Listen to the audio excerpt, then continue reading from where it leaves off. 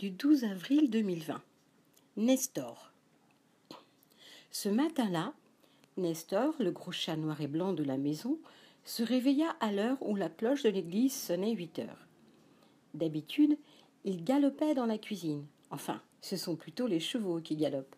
Donc d'habitude, il filait dans la cuisine pour y laper son lait, pour y boire son lait. Pina, sa maîtresse, lui préparait toujours une tasse de lait quand elle prenait son café. Mais ce matin-là, il n'en avait pas envie. Il se léchait les pattes, se grattait les oreilles, fit quelques miaou, miaou, et hop, se rendormit. À midi, il n'alla même pas manger les bons petits morceaux de viande que Pina lui avait cuisinés et coupés en petits morceaux. Il fit encore quelques miaou, miaou, et encore se rendormit. L'après-midi, Pina commença à s'inquiéter. Elle lui mit la coupe de lait sous le museau. Nestor tourna la tête. Elle lui mit la petite assiette avec les morceaux de viande coupés. Nestor tourna encore la tête. Donc, Nestor est malade, se dit Pina. Elle téléphona au docteur des chats, le vétérinaire, qui arriva tout de suite avec sa petite valise. Nestor tourna encore la tête. Il ne voulait pas voir le vétérinaire, car il n'était pas malade, et lui seul le savait. Le vétérinaire l'ausculta, tout était parfaitement en ordre. « Mais alors, mais qu'est-ce qu'il a, votre Nestor ?» demanda le vétérinaire en refermant sa petite valise. Personne dans la maison ne comprenait. On le chatouilla, on lui donna une petite pelote de laine pour qu'il joue, on lui donna d'autres petits morceaux de viande, rien. Il tournait toujours la tête et il ne voulait rien de ce qu'on lui proposait. Nestor avait un secret, en fait. Un très joli secret qu'il ne pouvait partager avec personne. Nestor était amoureux. Un soir qu'il se promenait dans le jardin de la voisine, il avait aperçu, derrière la fenêtre, 2 grands yeux verts qui le regardaient. Oh, 2 grands yeux verts avec des toutes petites taches bleues à l'intérieur. 2 yeux magnifiques. Et hop, il avait senti son cœur qui battait, comme quand on joue du tambour. Et hop, il avait su qu'il était amoureux. Il voulait rentrer dans la maison de la voisine pour faire plus ample connaissance avec cette chatte si jolie. Mais la porte était fermée. Que faire? Alors, il s'installa dans le jardin et miaula, miaula, miaula. Miaou, miaou, miaou. La jolie chatte toute blanche avec ses grands yeux verts le regardait. Elle aussi, elle avait senti son cœur qui battait comme on joue du tambour. Mais hélas, comment ouvrir une fenêtre ou une porte quand on est un chat ou une chatte? Nestor, ce soir-là, rentra dans la maison de Pina. Il mangea de bon appétit. Le lendemain, il fila dans le jardin de la voisine et là encore, il la vit. Derrière la fenêtre, la jolie petite chatte blanche. Il s'installa et encore une fois, il miaula, miaula, miaula, miaou, miaou, miaou. C'est sûr qu'il devait lui dire des tas de choses à Mademoiselle Chat. Mais personne pour ouvrir la porte. Toute la journée, il resta devant la maison de la voisine. Le soir, il rentra chez lui, dans la maison de Pina. Il mangea de moins bon appétit. Le lendemain, encore une fois, il fila dans le jardin de la voisine et là, mamma mia, les volets étaient fermés. Il miaula, miaula, miaula. Rien. La maison resta fermée et silencieuse. Alors, quand le soir arriva, il rentra chez Pina et n'eut pas envie de goûter les bonnes choses qu'elle lui avait préparées. Et c'est pour ça que ce matin-là, quand il s'était réveillé, il n'avait pas eu envie de boire, il n'avait pas eu envie de manger. Il voulait juste rester dans son panier douillet et dormir, car quand il dormait, il rêvait à Mademoiselle Chatte. Il rêvait qu'ils se promenaient tous les deux, qu'ils faisaient des pirouettes dans l'arbre, qu'ils couraient après les oiseaux et surtout qu'ils se faisaient des gros miaou, miaou, miaou d'amour. Dans la maison, il y avait une petite souris qui, elle, était bien contente que Nestor n'ait pas envie de courir derrière elle, car quand elle venait dans la cuisine pour essayer de prendre quelques petits morceaux de fromage, les petits morceaux de fromage que Pina avait préparés sur la table,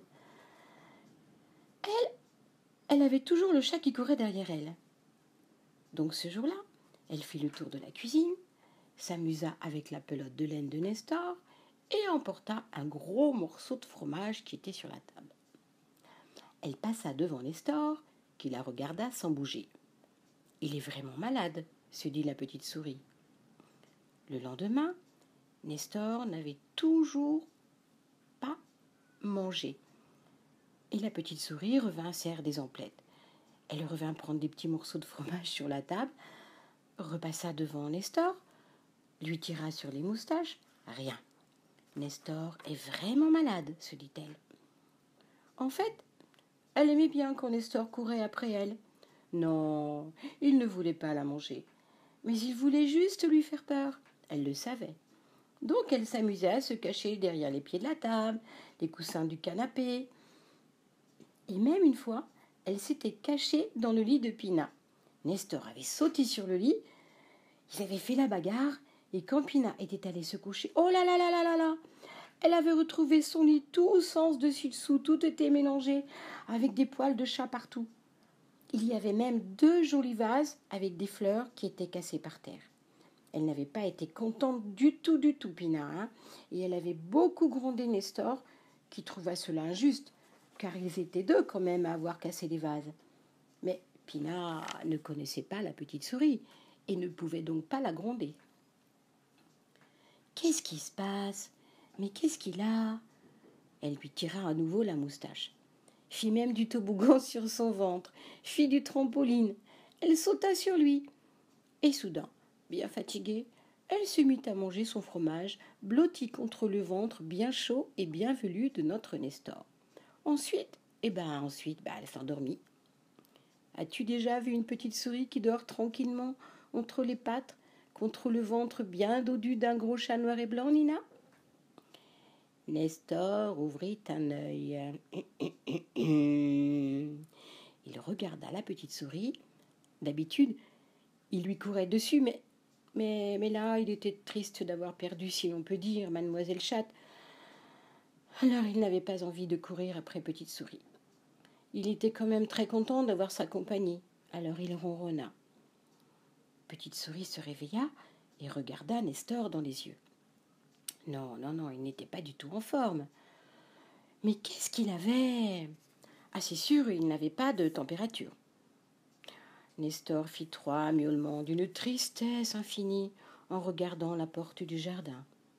« Mais qu'est-ce qu'il y a dans le jardin qui le rend triste ?» se demanda petite souris.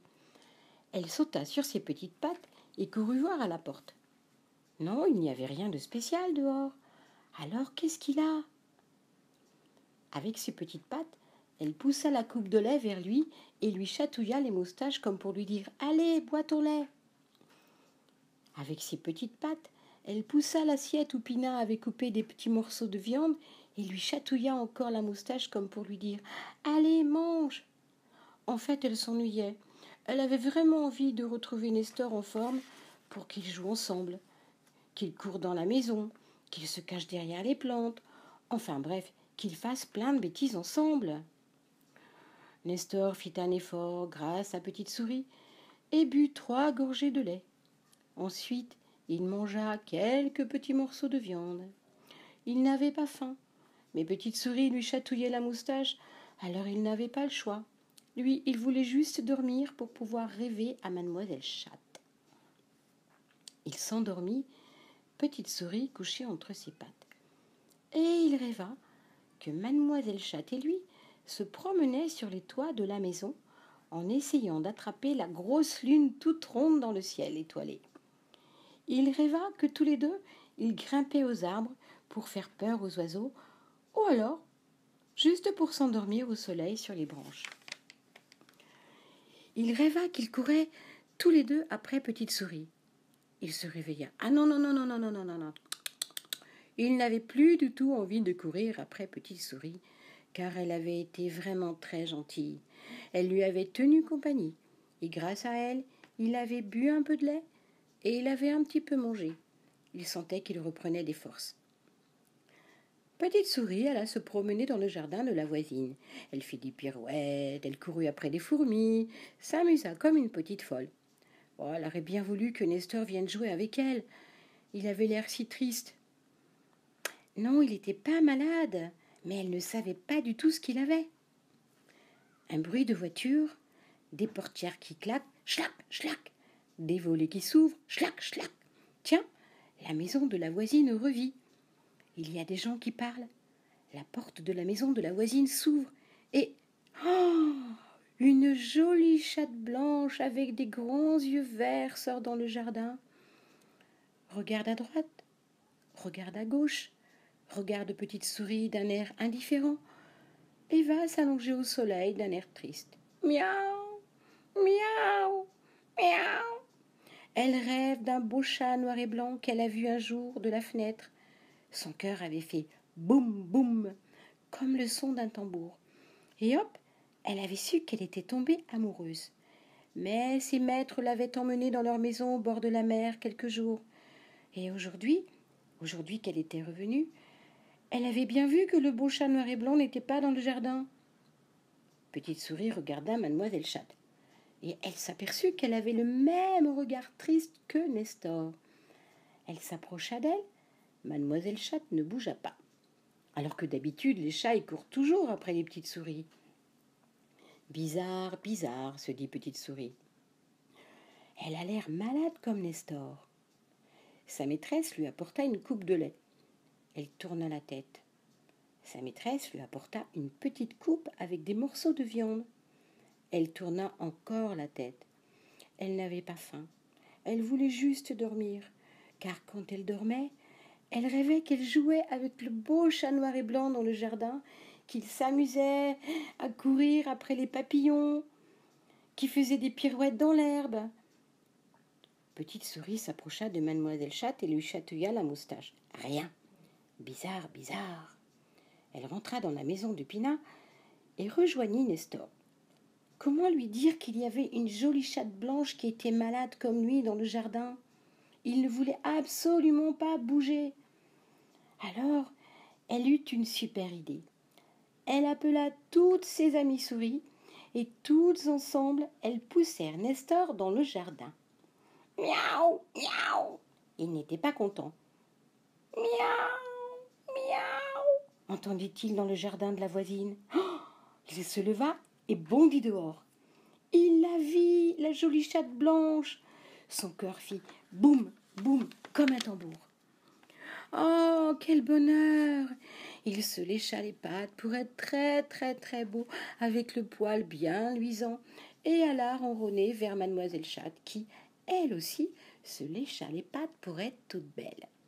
Ils se blottirent l'un contre l'autre et ronronnèrent toute l'après-midi. Les petites souris, toutes contentes, firent une grande ronde dans le jardin. Elles avaient compris que Nestor n'était pas malade, mais qu'il était amoureux. Un jour, mademoiselle Chatte s'installa dans un beau panier chez Pinat sur un très joli coussin. Pinat lui faisait des bons petits plats et Nestor restait près d'elle. Ils attendaient quelque chose, mais quoi? De temps en temps, les petites souris venaient manger leurs petits bouts de fromage près d'eux. Ils étaient tous amis maintenant. Un beau matin, quelques tout petits miaulements.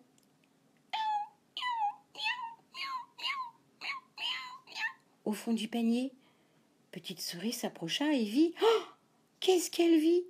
5 petits chatons minuscules qui étaient mademoiselle Chatte, qui était devenue une maman. Oh, maintenant, on voit dans le jardin Nestor, maman Chatte, leurs 5 petits chatons et toutes les petites souris qui font des pirouettes, des rondes. Et Pinat leur prépare dans une grande assiette des tas de petits bouts de fromage. Tout le monde est content dans les 2 maisons. C'est la fête tous les jours.